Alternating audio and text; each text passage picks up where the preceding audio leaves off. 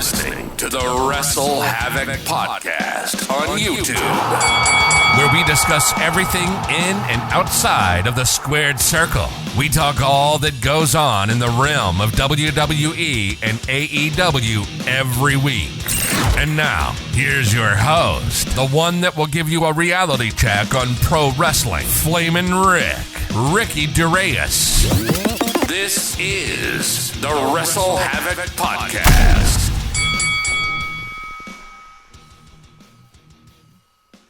What's up, everybody? It is Flamin' Ricky DeReyes, right here on the WrestleHavoc Podcast, here to review Monday Night Raw from January 8th, 2024. We are on the road to the Royal Rumble. Of course, we had an amazing confrontation between both the best in the world, CM Punk, and Drew McIntyre. I'm going to be giving you guys my thoughts on that. We had a match set up next week between Seth Rollins and Jinder Mahal, of all people, for the World Heavyweight Championship. Of course, Nia Jax and Rhea Ripley faced off. And the question that you really have to ask yourself is Rhea Ripley now a babyface? Very interesting topic. Also, of course, we're going to be talking about the Royal Rumble and everything else. Of course, we had the main event with Cody Rhodes facing off against Shinsuke Nakamura in a street fight, which was a pretty good match, and a whole lot more right here on the Monday Night Raw review. Overall thoughts on the show. I thought the show was a pretty good show, pretty solid show, to say the least. Even though, as I've always stated, every time when I do a Raw review, one of my biggest gripes when it comes to Raw is the 3-hour format, because there's like a lot of stuff that really just, to me, serves nothing of importance. And there's still stuff of that on this show, but to say the least, I thought the show flowed pretty well. I thoroughly enjoyed the show. Another thing I completely forgot to mention was the R-Truth stuff. The R-Truth stuff with Judgment Day is absolutely priceless, and it's absolutely hilarious. You know, they got to keep doing what they're doing. Just keep doing what they're doing because it is actually working. But nonetheless, we're going to be talking about Raw. Again, I thought it was a pretty solid show. I definitely enjoyed myself when I was watching the show, and I'm definitely curious to see what's going to be happening next week. Of course, we are on the road to the Royal Rumble, which, of course, begins the road to WrestleMania, and there's a lot of discussion about, of course, the direction that WWE is headed when it comes to WrestleMania. Everybody's talking about The Rock versus Roman Reigns. Everybody's talking about who's going to be winning the Royal Rumble. Oh, is a guy like Gunther going to win the Royal Rumble? Is a guy like Cody Rhodes going to win the Royal Rumble? Is a guy like CM Punk going to win the Royal Rumble, which is obviously everybody's pick and my personal pick to win the Royal Rumble because it makes the most sense. But I'll be talking about that right here on the Raw review. Of course, before I get on with all this craziness, please make sure to like and subscribe to the WrestleHavoc channel right here on YouTube, in which we discuss everything in and outside of the squared circle. Make sure to like and subscribe for more content, and as the freaking referee would say, ring that damn bell for more notifications. Also, follow me on social media on Instagram, TikTok, and Twitter. The links will be in the description below. But without any further ado, let's get on with Monday Night Raw. Let's get right into the 3-hour action, to say the least. Of course, the show kicks off with Drew McIntyre already in the ring. Of course, it started off with a shot of Cody entering the arena, and then immediately switched to Drew McIntyre, immediately opening the show in the ring already, getting ready to cut his promo, which I absolutely loved. I love that transition. Gives the show more of a, no pun intended, raw feel, and, you know, it kind of felt a little bit, you know, unfiltered and uncensored. That's just my personal opinion, but I mean, we've seen a lot of these types of promos beforehand.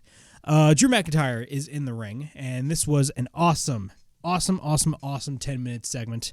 You know, one of those segments that really is the definition of must-see television. Drew McIntyre is in the ring. He says last week's match with Seth Rollins was all or nothing for Drew McIntyre. Of course, last week on Raw in the main event, Drew McIntyre faced Seth Rollins for the World Heavyweight title, which ultimately led to Drew McIntyre to lose, basically because of the actions of Damian Priest when he was about to cash in the Money in the Bank, but it ended up being a failed cash-in. It wasn't even an actual cash-in, to say the least, but, you know, he didn't officially cash in his Money in the Bank, which honestly led to Drew McIntyre, you know, also him himself kind of messing up the whole match and losing the match and not becoming the World Heavyweight Champion. But he said last week's match with Seth Rollins was all or nothing for Drew McIntyre. He didn't want that title. He needed that title. And as you can see, he doesn't have the title. He's been replaying the match over and over and over in his head. You remember when he had the match won, when he claymored Seth Rollins and he pinned him, but Seth Rollins put his foot on the rope and cost himself the damn match. He's been thinking about this all week. Maybe Seth Rollins was right. Maybe Sammy was right. The one person that has been holding Drew McIntyre back was Drew McIntyre. And if that is the case, he needs to get himself right. He needs to get his priorities right.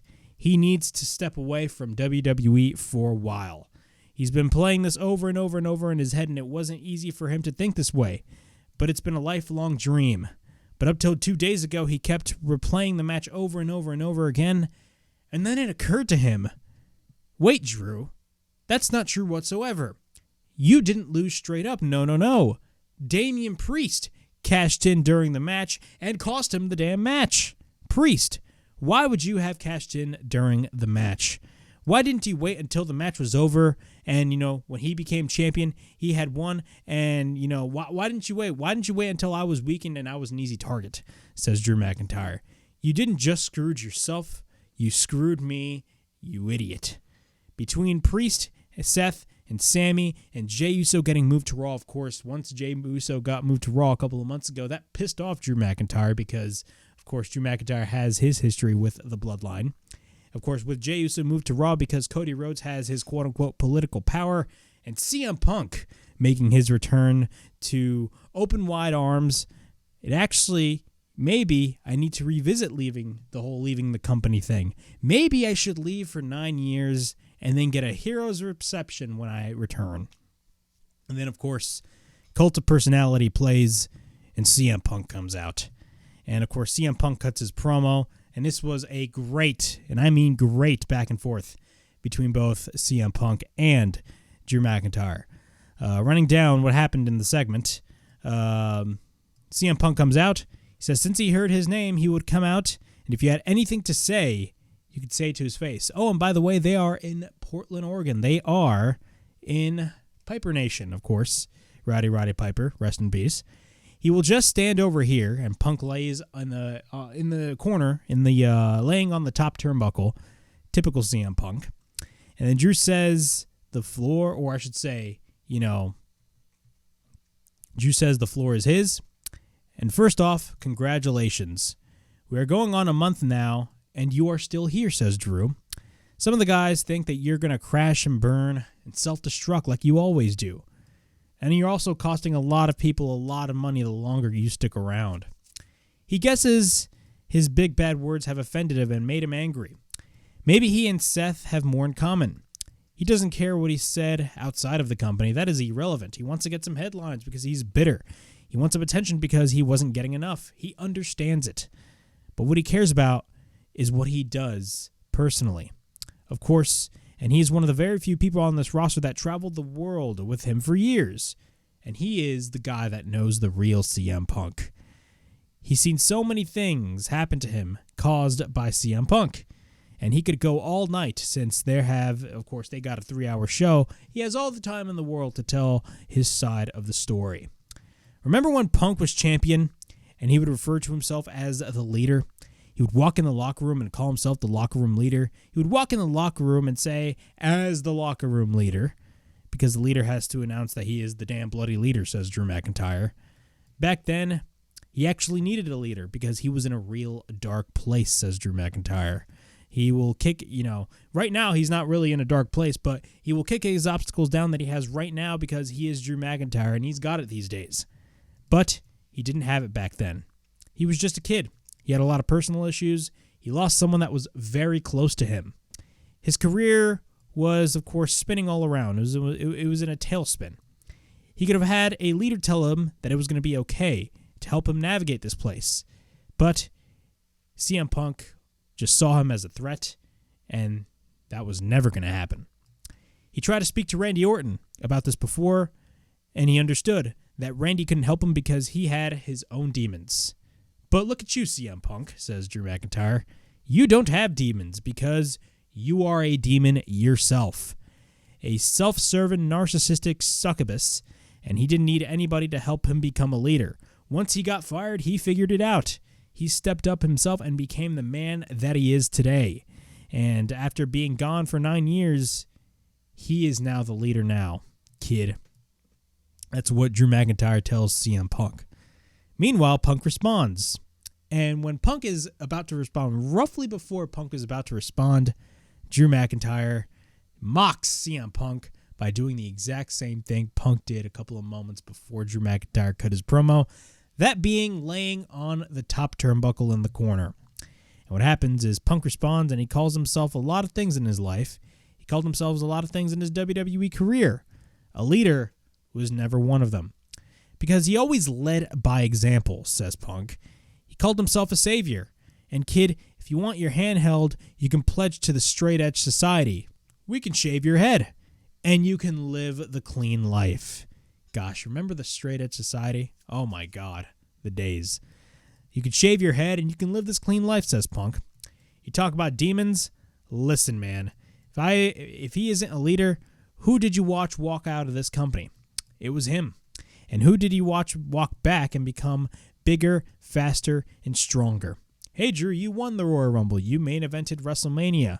He followed his lead the way out, and he has no problem saying this, following his way back in, just because he wants to do what he did, because he is back, he is bigger, faster, and stronger, and he will win the Royal Rumble and main event WrestleMania, and you are upset just like Seth Rollins?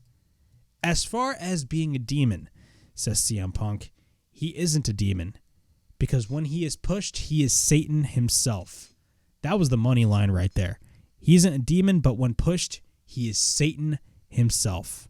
Right then and there, 100% that was the money line. And I absolutely loved it. That was my favorite line of the entire segment. And if he was one of the people that saw that side of CM Punk, that says way more about you and where you are in your little dark places than that says about him, because he is a real nice guy. I don't want to make assumptions here, but we clearly know that was a shot, right? We all know. I don't have to say it. Until it's time not to be. Continuing on, says Punk. And it looks like it's getting to be that time. He is not here to be a nice guy, and he is not here to make friends. Of course, calling back to his first promo back in the WWE. Those last few lines, I'm not here to make friends, I'm here to make money. But he's not here to make friends. He is here to win the Royal Rumble and main event WrestleMania. And then Drew McIntyre replies, yeah, but we got a little problem. I've already won the Royal Rumble, and I've main evented WrestleMania. Something that you have never done. If it wasn't for him, those title wins, if you remember, the world shut down. This place needed somebody to step up. Those title wins were for the entire world, where some of the superstars stepped away, because if you were still here, you probably would have stepped away as well. Because when the going gets tough, Punk is going, says Drew McIntyre. This time he will enter the Royal Rumble, and if he is there, you talk about beating Satan, well, I will be eliminating you. Go back to the main event of WrestleMania, win the title in front of fans, and this time it's going to be for him. CM Punk then responds, it's getting a little spicy in here, Drew. He will lead by example, and he will walk away before he knocks his teeth down his throat. There's one person that can stop him in accomplishing his goals, and it is him. And he got out of his way a long time ago, but you can't stop me from winning the Royal Rumble, says Punk. Seth can't stop me from winning the Royal Rumble. Cody, of course a favorite for the Royal Rumble, can't stop him from winning the Royal Rumble. And leader to leader, because I am such a nice guy in the Royal Rumble, I will throw you out last. Mic drop. And that concludes the segment. Overall thoughts on this segment, man. This was freaking awesome. I loved every second of the segment. One thing that I really love going into this year's Royal Rumble is, I don't want to say the unpredictability of it, but the idea that the possibilities are endless. Because if you look at the road to WrestleMania going in, to the Royal Rumble, and even after the Royal Rumble, there's a lot of possibilities that WWE can go to. Now, there is only one right way to go to, and that is have Seth versus Punk in the main event of night one for the world title, and Cody versus Roman in the main event of night 2. That is the only logical way to do it. But when it comes to the Royal Rumble itself, I can remember a couple of months before Punk came in, when once Punk returned to the company, I would be like, okay, clearly Gunther is going to win the Royal Rumble. Or maybe Cody's going to win the Royal Rumble once again. But once Punk came back, clearly, and once they teased that Seth Rollins, feud, and they had that segment, you already knew who was going to win the Royal Rumble. And clearly, 100% clearly, CM Punk was going to be the guy that is going to win the Royal Rumble. That is my pick, and I think that is the most logical pick out of all the other picks, aside from a guy like Cody Rhodes and Gunther. Cody is definitely in the running. Unfortunately, right now, Gunther is out of the running. If Punk wasn't there, Gunther could have easily been in the running. But if anything, I'd rather have Gunther go after the WWE Undisputed title rather than Seth Rollins' world title. I'm just thinking long-term here, because think about this, and I think I mentioned this before, but I fantasy booked this. Look, if you have Punk win the Royal Rumble, you can do Seth and Punk for the world title. You can have Cody win, the Undisputed title from Roman, have him go on a lengthy title reign as a unstoppable babyface champion, only to run into a guy like Gunther who immediately just dominates him. Something like that, but I'm just thinking far ahead. A guy like Gunther, he's not going to win the Royal Rumble. Beforehand, I thought he was, but he could still win. But really, if you look at it from a logistical standpoint, clearly CM Punk is definitely the guy to do it, and I'm not mad about that whatsoever, because I think CM Punk does deserve his WrestleMania main event, and I think a match between CM Punk and Seth Rollins is definitely the way to go, and it will get a lot of eyeballs on the product from a feud standpoint, because a blood feud per se between Seth Rollins and CM Punk is just money waiting to be printed, in my opinion. But what are my thoughts on Drew McIntyre and CM Punk? Clearly, they're going to have a match at some point down the line. Clearly, if Punk specifically says he's going to throw Drew McIntyre out last, I would assume Punk and Drew McIntyre are going to be the final two in the Royal Rumble. And I wouldn't be mad about that whatsoever either. I love the hype around this year's Royal Rumble because, again, there's a lot of possibilities that could happen, not only in the match, but the outcome. There's a lot of possibilities when it comes to the outcome. That is exactly what I like about this year's Royal Rumble. But when it comes to a program between Drew McIntyre and CM Punk, do I see a program happening before WrestleMania? No, I don't. But maybe they could have a match at the Elimination Chamber, but at the end of the day, I don't see a program between the two. I see a program happening between the two roughly after WrestleMania, depending whether or not, Punk beats Seth Rollins, let's just say, for the world title. I could see that being a program heading into the summer. That is just me. I may be totally wrong, but also everybody is wanting that CM Punk and Roman Reigns match, which is perfect for a SummerSlam match. That could be a perfect match for WrestleMania, but that could also be a great SummerSlam match as well. I'm just thinking outside of the box. But a program between Drew McIntyre and CM Punk is definitely a money feud as well. Again, money waiting to be printed. And that is what WWE is all about when it comes to all of these different feuds and programs. Money waiting to be printed. And this promo segment is 100% money waiting to be printed. I absolutely loved this. This was great. It gives me a lot of hype for the Royal Rumble, and it gives the majority of the audience a lot of hype for the Royal Rumble. So I absolutely loved that segment. Moving on, we had Finn Balor of the Judgment Day taking on DIY's Tommaso Ciampa. Overall thoughts on this match? It was a pretty decent match. Judgment Day ain't having a good night. Let's just say that. Rhea, of course, now has another target on her back when it comes to Nia Jax. Finn Balor lost this match against Tommaso Ciampa. JD McDonough lost his match against The Miz. Really bad night for the Judgment Day, as well as R-Truth continuing to stick his nose in Judgment Day business, as well as us getting an amazing Judgment Day video package, which I'll be talking about later on this show. But we're going to go through this match real quick. Both lock up. Balor goes for the side headlock. Balor runs into an elbow by Ciampa, but then we get a series of chops by Ciampa. We then get a sunset flip countered by Balor in a dropkick, and then we get a cover into near fall. Then we get a series of elbows by Balor, but then we get a Thez press by Ciampa. Ciampa then goes for repeated right hands, but then Ciampa faces off with Priest, who is on the outside. Of course, once Damian Priest is on the outside, the referee's distracted. Balor takes advantage, but then he sends Ciampa to the outside, landing him onto the top of the announce table face first. Once we're back from commercial break, Ciampa ends up going for repeated right hands, but then we get a jumping clothesline by Tommaso Ciampa. Then we get a clothesline in the corner by Ciampa, but then Balor grabs him, but then Ciampa counters and hits a reverse DDT. After that, we get a cover and a kickout. Tommaso Ciampa picks up Balor, but then Balor escapes. He hits a stomp onto the chest of Tommaso Ciampa, but then Balor runs into a running knee. After that, he picks up Balor, and then he drives him with the double knees, and then we get a cover and another near fall. Later on, Ciampa then runs into a sling blade by Finn Balor, and then he follows up with a dropkick, and then he goes to the top. He hits the coup de grace, and then after that, Ciampa escapes, but then we get a roll-up once again by Ciampa, followed by a right hand. Ciampa then hits a right hand on Priest, who was on the apron, but then Johnny Gargano ends up getting involved. But then Priest picks him up for the Razor's Edge, but then Ciampa escapes and hits a knee on the outside. Once we're back into the ring, Balor kicks the second rope of Ciampa as he enters back into the ring. But then Balor picks up Ciampa, but then Gargano grabs the leg of Balor, tripping him, which leads to Ciampa to gain the advantage and go for the roll-up and wins the match. Overall, pretty normal match. Not the best match out there, but it got the job done. Of course, Judgment Day ain't having a good day at all, and this is the first match of those instances. Of course, Finn Balor foolishly lost to a guy like Tommaso Ciampa.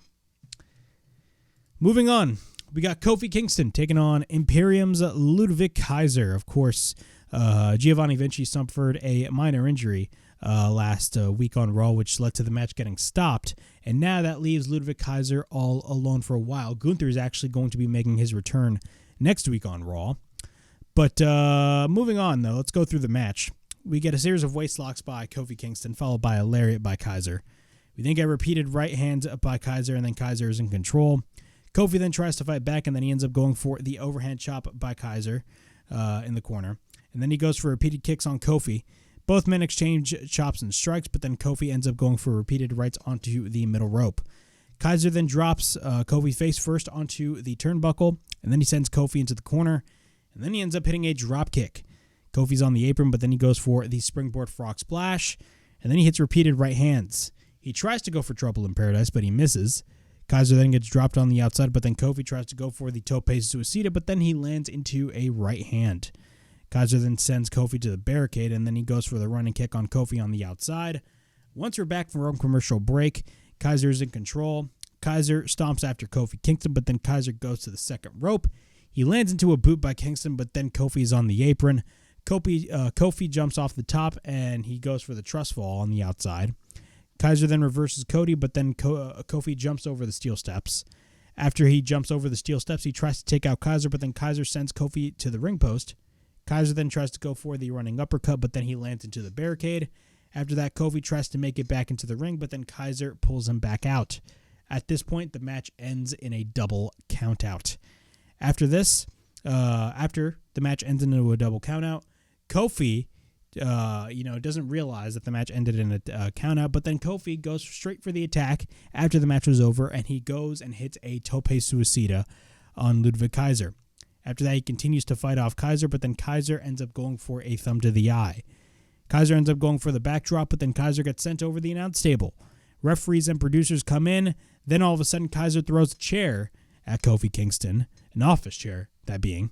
And then Kaiser continues on the assault. He places Kofi Kingston on the steel steps, but then Kaiser goes onto the apron.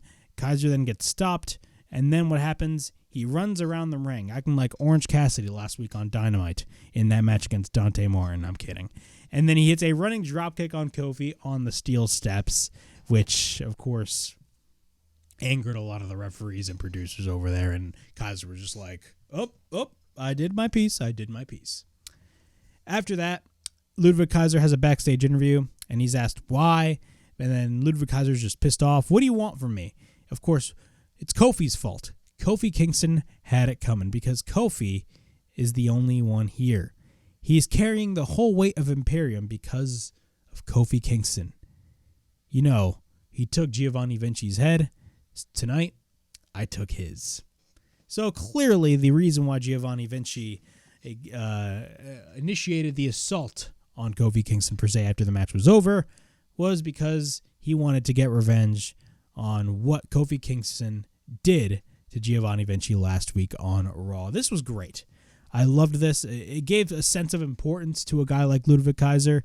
It's going to be very interesting to see what happens once Gunther makes his return next week, because honestly, I'm dying for a Gunther and Kofi match. I think that'd be a very interesting match, but nonetheless, man, this was very good, very well thought out, and, you know, Kaiser looked really good, and definitely we'll see what happens in the future.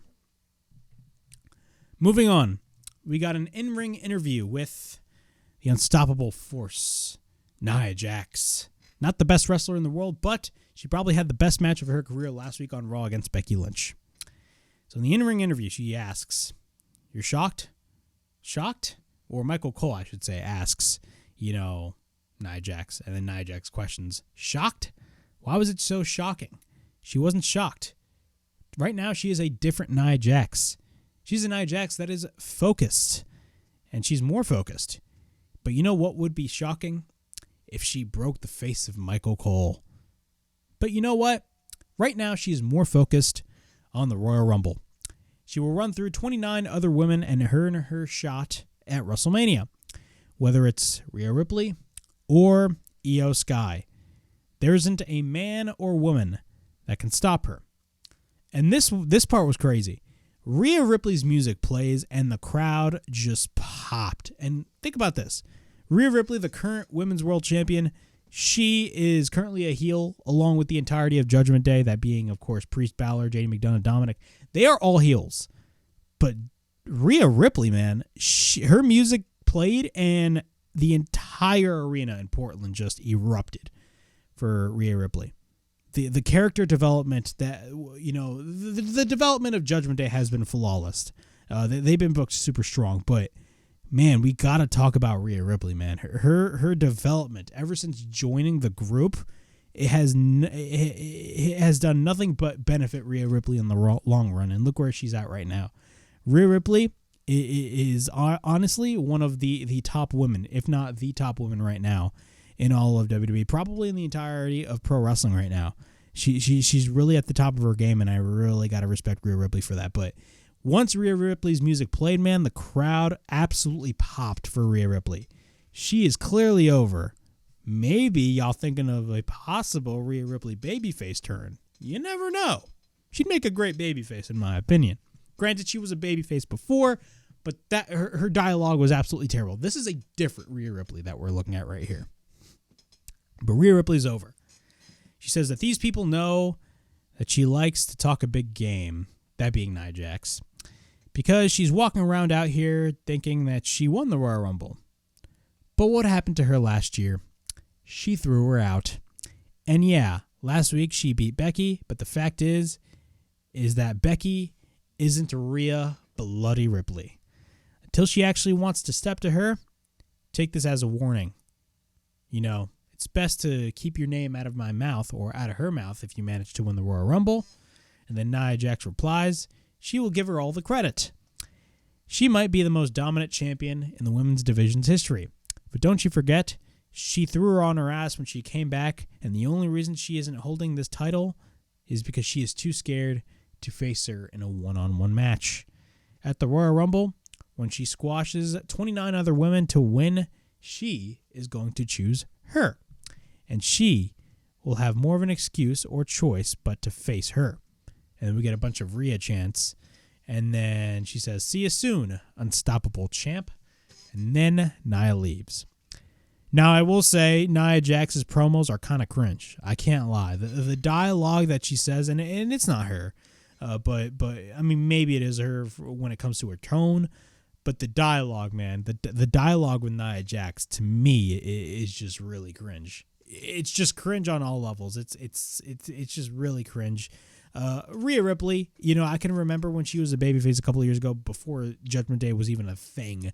When she got called up to the main roster, they would give her all this dialogue, and this dialogue would just be so bad. Like, she would call herself a nightmare. She's like, I'm not a dream, I'm a nightmare, something like that. And I'm like, oh my god, this is the most crappiest promo I've ever heard in my life. Nia's promo on this segment was not bad, but again, the dialogue was just, to me, a little way over the top, a little too cheesy. Rhea Ripley, though, on the other hand, was freaking awesome. again, Rhea Ripley, the crowd reaction to Rhea Ripley makes me want to think that, maybe. Now, granted, it wouldn't make any sense at this point, but, Rhea Ripley could be a great babyface. Further on down the line, she could be a great babyface. Now, where are they leading to? A possible match, maybe, between Nia Jax and Rhea Ripley?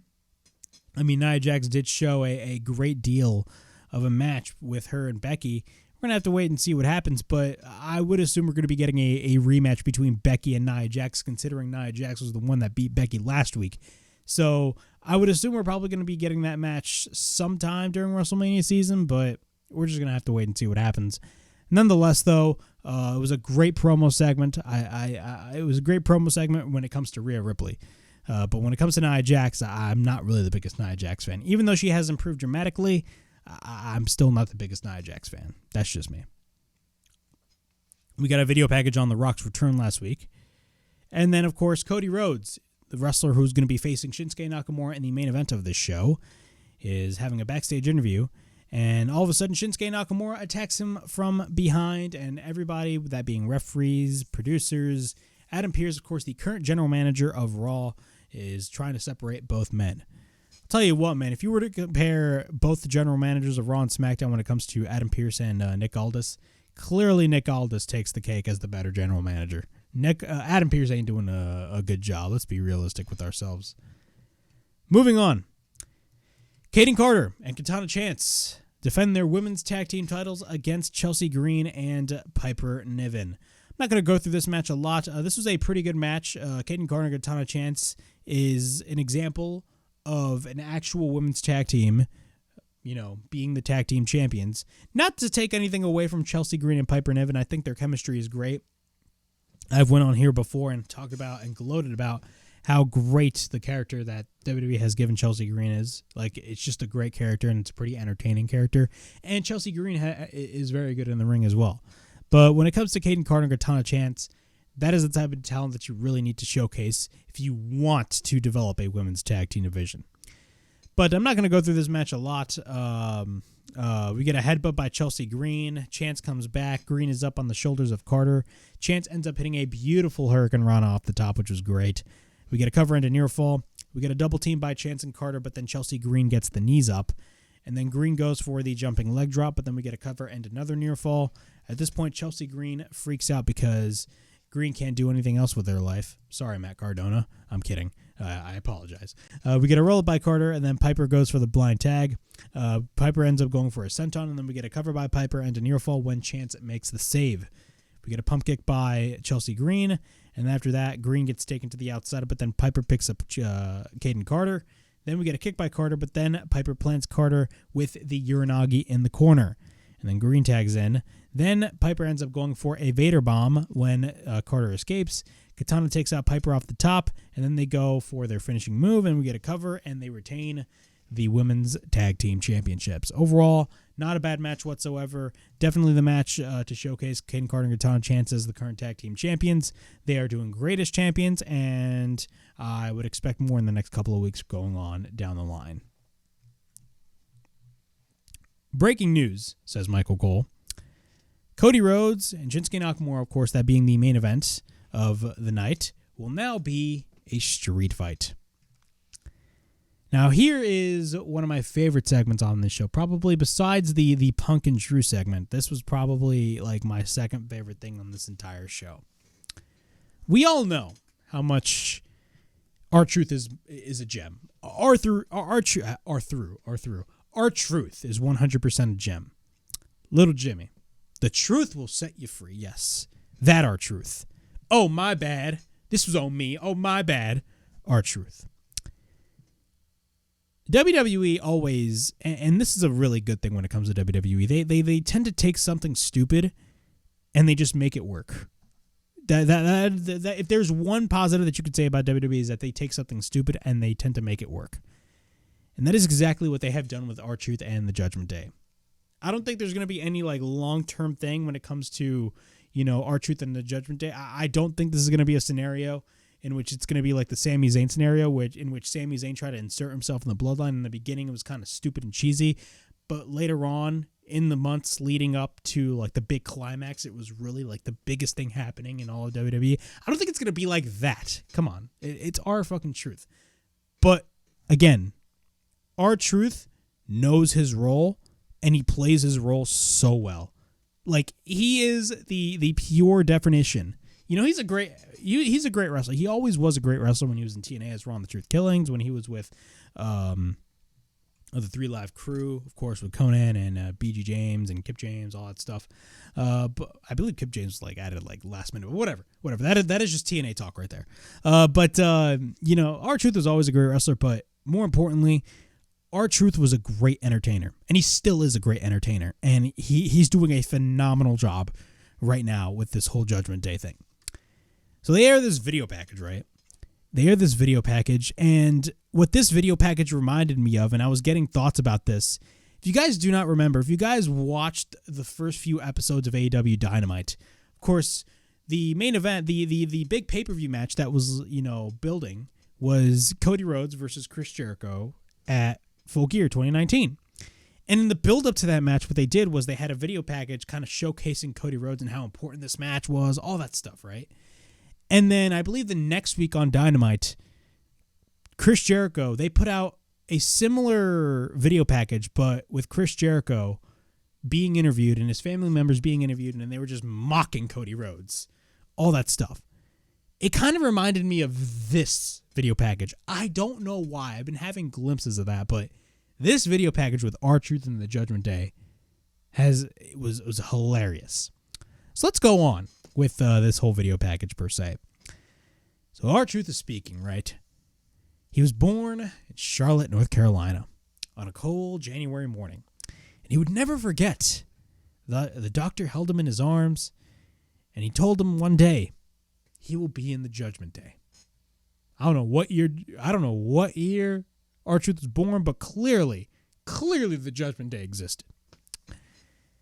And then we get a bunch of AI photos of the baby Judgment Day with baby R-Truth, which is hilarious. And we get a shit ton of other bunch of funny edits.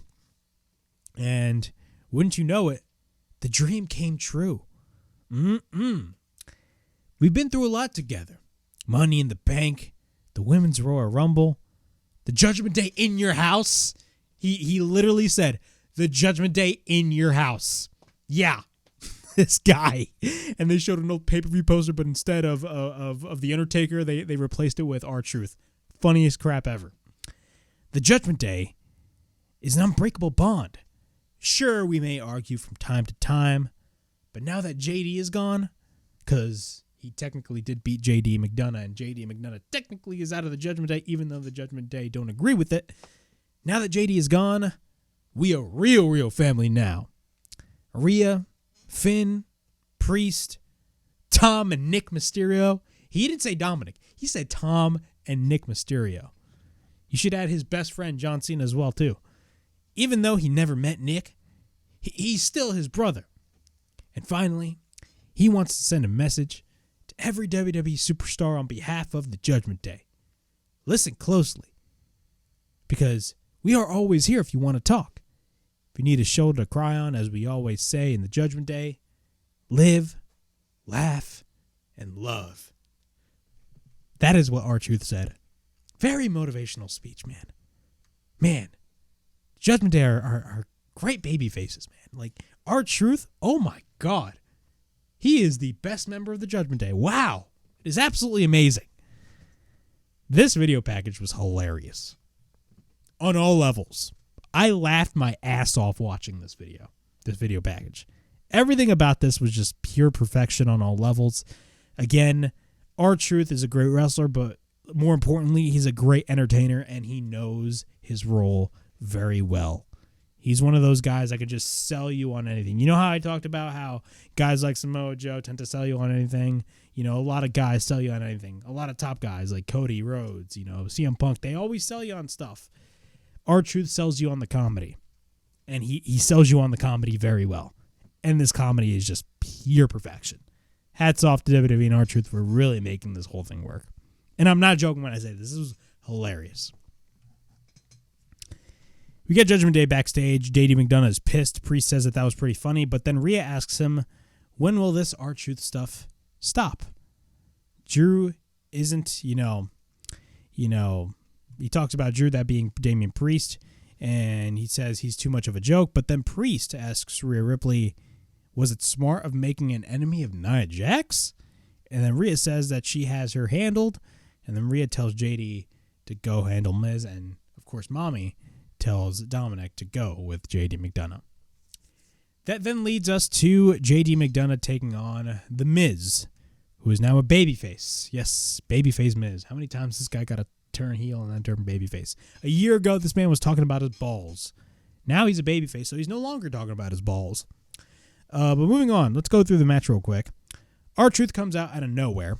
The Miz is in control. We get a hip toss by The Miz. We got a running kick by The Miz. Of course, The Miz is playing with the crowd. He points at... Now, one thing that I really liked about this match was The Miz. The Miz was pointing at Dominic and JD McDonough, and the crowd just went boo. And then once he pointed at R-Truth, the crowd just absolutely popped. We get a bunch of yes kicks in the corner by Miz. JD gains control in the ring. We get a bunch of yes kicks once again. Miz holds on. He takes him down. He tries to go for the figure four, but then JD pulls him back. But then Miz counters back into a neck breaker. After that, we get a cover into near fall. We get a chop by The Miz, and then we get a kick by JD McDonough. Then we get a backdrop by The Miz, but then Miz ends up going for the skull-crushing finale, but then JD counters. Dominic then interferes, but then the referee doesn't see it. Once we're back from commercial break, Miz escapes from a sleeper hold, but then JD McDonough ends up going for a corkscrew, a very beautiful corkscrew. After that, we get a cover into near fall. Miz tries to fight back. He ends up hitting a clothesline, but then JD ends up going for the enziguri. We get a snap suplex by JD McDonough, but then we get a cover and a near fall. Both men goes for a series of exchanges, but then The Miz ends up going for a running clothesline. The Miz goes for the roll-up, and then we get a near fall. We get a kick by The Miz, and then we get a bunch of yes kicks. JD McDonough goes for the roll-up, and then we get a near fall, but then we get a kick by JD. But then Miz drives his knee onto the back of the knee of Miz, but then we get a kick by Miz. Miz then ends up going for the figure four. He applies the figure four. JD finally makes it to the bottom rope, but then JD's on the outside. Miz goes for the drop kick, and then he ends up hitting the skull-crushing finale, and we get a cover, and Miz gets the win. Judgment Day, the night ain't looking good for y'all. Judgment Day is backstage, of course. You got Damian Priest and Finn Balor. They are just pissed off. Moving on from this whole Judgment Day stuff, let's talk about the World Heavyweight Champion, Seth Rollins. A lot of people on the internet, at least, are starting to get tired of Seth Rollins. I don't know about y'all, but I ain't getting tired of Seth Rollins. I don't know where y'all got that from, but clearly y'all are fickle as hell. Moving on, though, let's talk about Seth Rollins. Seth Rollins, of course, the crowd is singing his song, and he says, Portland, Oregon, welcome to Monday Night Rollins. Yep, he is a visionary, he is a revolutionary, and he is your World Heavyweight Champion, Seth frickin' Rollins. But Portland, we are in the home stretch with the Royal Rumble, just a few weeks away. And after that, we are on the road to WrestleMania. But now, looking at his WrestleMania track record, it's pretty good. He won a couple of titles. He had a little cash in. But there was one thing that he never done. He's never taken a world title into WrestleMania. He's never been the headline or the mark. And that all changes this year. This is the year of Seth frickin' Rollins. He's worked too hard and too long. And he took a title that a year ago didn't exist and turned it into the most important prize in this industry. And he did it in a way that he said he was going to do it. He was going to be a fighting champion. He was going to be the workhorse champion. But Portland, the work is not done. No. He has one little question. Who is he going to beat at the grandest stage of them all? Get a mixed reaction from the crowd. Of course, some people are chanting CM Punk. And Seth Rollins, being Seth Rollins, responds in his dreams, maybe. The roster is loaded from top to bottom. Then all of a sudden, who comes out? The modern-day Maharaja. Yes, the guy that got, that, in the words of Don West, he just creamed him.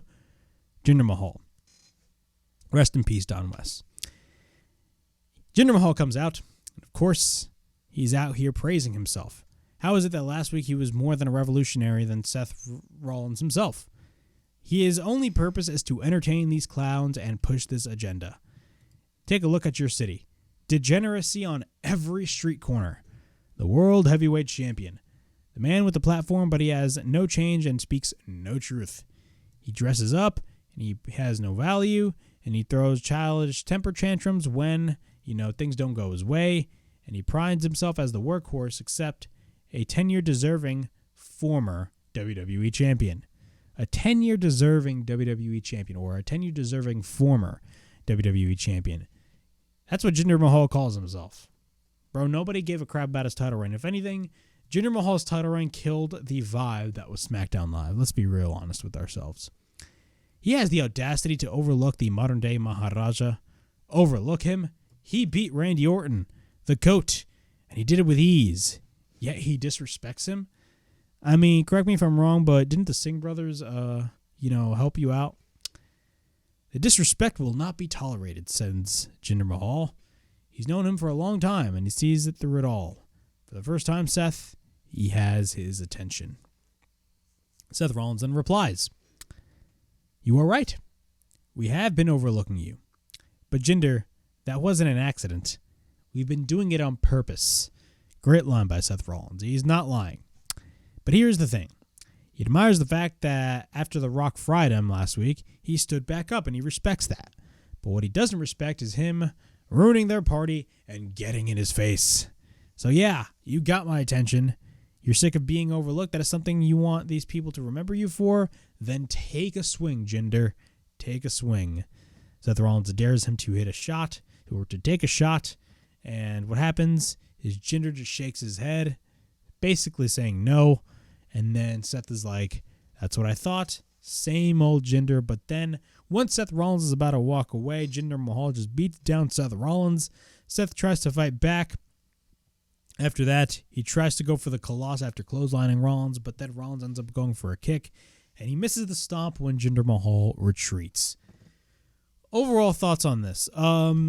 This was not a bad segment. Once Jinder Mahal came in, my vibe went from here to down here. I don't know what they're going to be doing with Jinder Mahal. After getting roasted by The Rock last week, why are you bringing a guy like Jinder Mahal out here? I don't know why. What is your plan for Jinder Mahal? I don't know. Clearly, they're not going to, have him go after the World Heavyweight title. Psych! They booked a match on Raw next week, and it's going to be Seth Rollins defending his World Heavyweight title against Jinder Mahal. Overall, it could be a fine match, but, it's clear as day that Jinder Mahal ain't going to beat Seth Rollins. You must be a fool if you think that. But I don't know, man. Do I think it's going to be a great match? Yeah, pretty much. But, I don't want to see it. I don't want to see a Seth Rollins and Jinder Mahal match, even though I think that match is going to be good. I just don't want to see it. I just don't want to see it. I don't know why Jinder Mahal is facing off against the world champion. He shouldn't even be in any world title match. And that is just not a person. That is not a personal thing. I don't mean any disrespect to Jinder Mahal at all. I'm just saying, Jinder Mahal of all people gets a title shot against Seth Rollins next week. What are we doing here? I don't want to see that. I'd rather have other challengers, but it is what it is. Is the match going to be good next week? I assume it probably is, but it just makes no sense in my opinion. This whole Jinder Mahal thing to me is just a waste of time. Moving on. We got Otis taking on Ivar of the Viking Raiders. Of course, Otis is a part of Alpha Academy. Both lock up. We get a bunch of meat chants by the crowd. Meat chants all across WWE and AEW. Meat slapping on meat. Everybody loves it. We get a double clothesline no-sold by both men. We get a spinning back elbow by Otis, but then Ivar sits down on Otis in the corner. What happens is Ivar's in control. Ivar goes for repeated right hands, and then Otis tries to fight back. We then get a springboard crossbody by Ivar caught by Otis. He ends up hitting a slam, and then we get a cover and a near fall. Otis goes to the second rope, but then Ivar goes for repeated right hands. He proceeds to pick up Otis, but then Ivar ends up hitting the sit-out powerbomb. After that, we get a cover and a near fall. We get a spinning kick miss, but then Otis hits a clothesline. Otis ends up going for the caterpillar, but then Otis ends up hitting the elbow drop. And we get a cover and a kick out, but then both men go for a series of exchanges. We then get a spinning heel kick by Ivar, but then Ivar goes to the top. And then Ivar goes for a beautiful moonsault off the top. For his size, this guy can do a great moonsault. After that, we get a cover, and Ivar gets the win. Meanwhile, Akira Tozawa gets in his face, but then Ivar shoves him to the outside. Watch them book a whole Akira Tozawa versus Ivar match next week. Watch. Nonetheless, though, I thought this match was pretty good. For the amount of time that they had, they definitely got their stuff in. Jey Uso. Yes, main event Jey Uso. Yeet. Is in a backstage interview. Talks about how he has a resolution, New Year's resolution for 2024. He will get his first singles championship this year. Year of the new Yeet. And then Bronson Reed comes in. Says that he's the only one with plans to become a champion in 2024. My advice, don't get in my way. Of all people, Bronson Reed tells him that. Bro, this man's a former tag team champion, that being Jey Uso. Jey Uso is a former tag team champion. Why the fuck, of all people, is Bronson Reed giving him advice? That's just dumb. It's just dumb on all levels.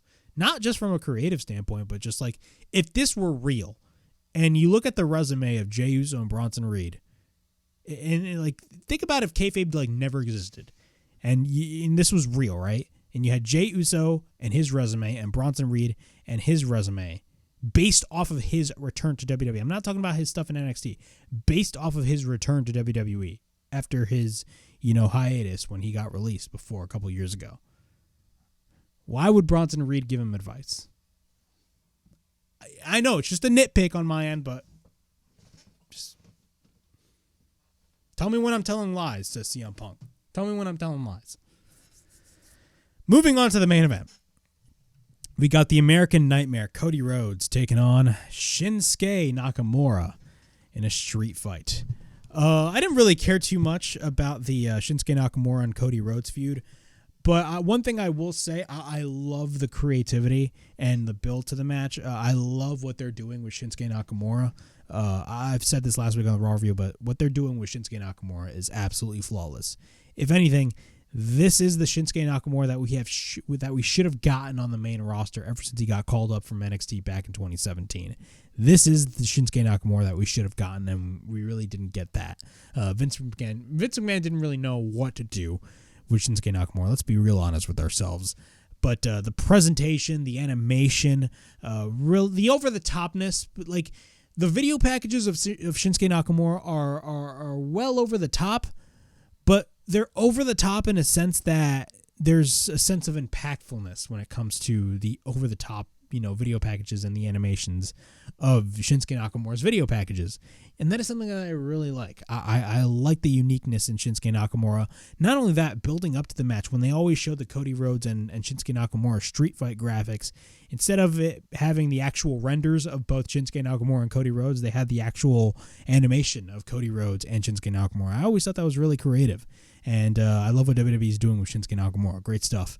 Moving on to this street fight. This was a pretty good match. Not a bad match whatsoever. Cody Rhodes never disappoints. Shinsuke Nakamura never disappoints either.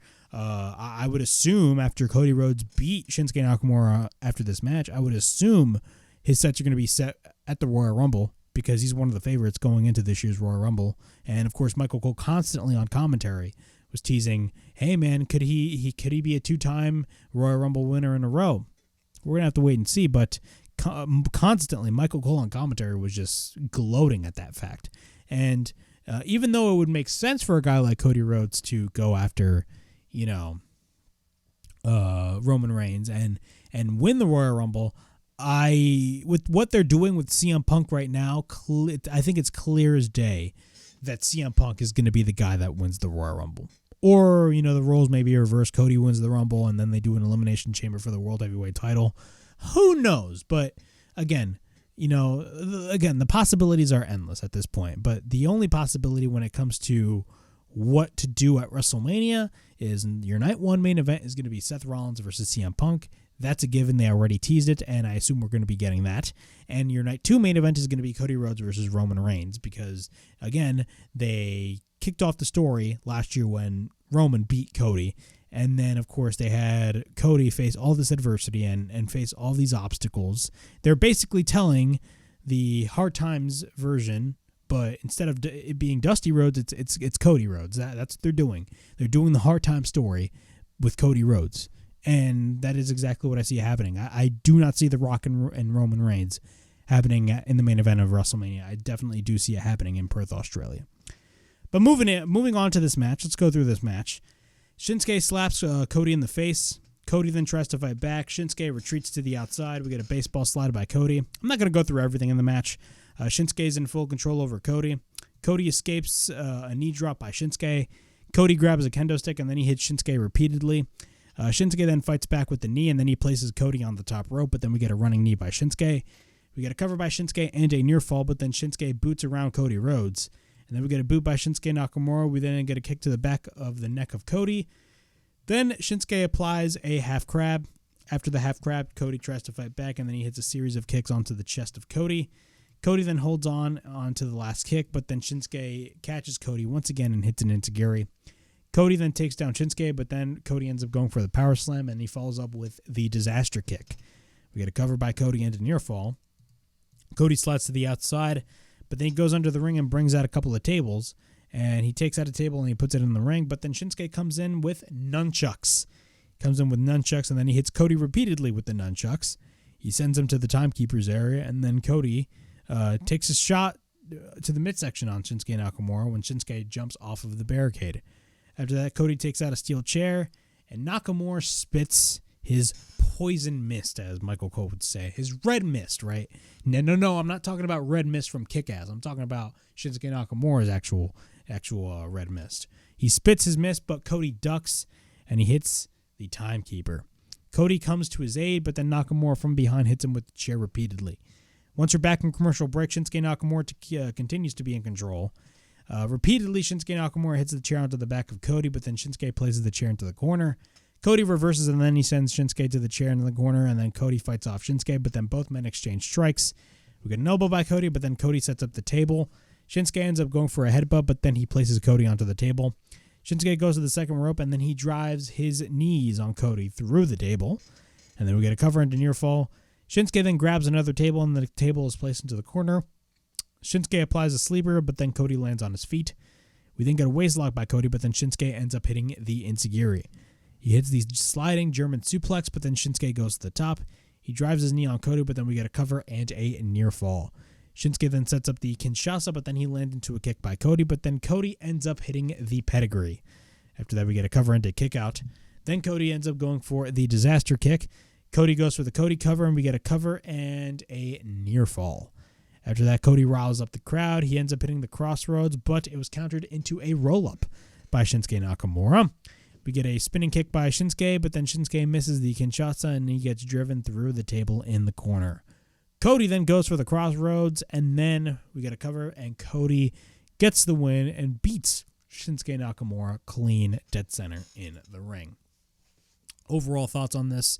I thought this was great.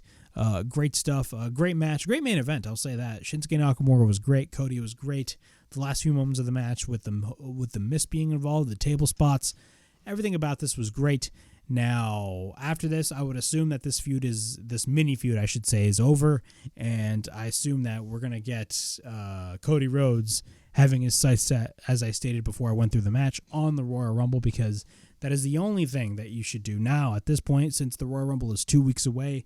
We got to start building more and more and more, and WWE has been doing that. I'm not denying it. They have been doing that, but we need to build more and more and more to the Royal Rumble again. Create that unpredictability. Even though we all know, in a sense, Punk is going to be winning, still create that unpredictability. And as far as what we have seen throughout the past couple of weeks and throughout all of the speculation that everybody has been talking about all over social media, I would assume that WWE is succeeding in terms of creating that unpredictability, considering, guys like Cody and CM Punk are definitely two runner-ups in winning this year's Royal Rumble. But yeah, that was my Raw review from January 8th, 2024. Overall thoughts on this show. I thought the show was a great show, a solid show. Great show building up to the Royal Rumble. A lot of possibilities, of course, entering the show. And, of course, the Royal Rumble kicks off the road to WrestleMania 40 in Philadelphia, which I'm definitely excited about. But it was a pretty good show, a solid show. Nothing really terrible on this show. The 3 hours, I'm surprised, flowed very well. And that's what really Raw has been doing throughout the past couple of months. It has been flowing very, very, very well. Even though it's difficult when it comes to the 3 hours, the show has been flowing very well. But yeah, that was my Raw review from January 8th, 2024. Please like, subscribe, comment down below, push that bell for notifications. Look out for more videos right here on the WrestleHavoc channel, in which we discuss everything in and outside of the squared circle. Make sure to like and subscribe for more content. And, as the friggin' referee would say, ring that damn bell for more notifications. Also, follow me on social media on Instagram, TikTok, and Twitter. And as always, it is yours truly, Flamin' Rick Gutierrez, signing out. I'll see you guys all later. Peace.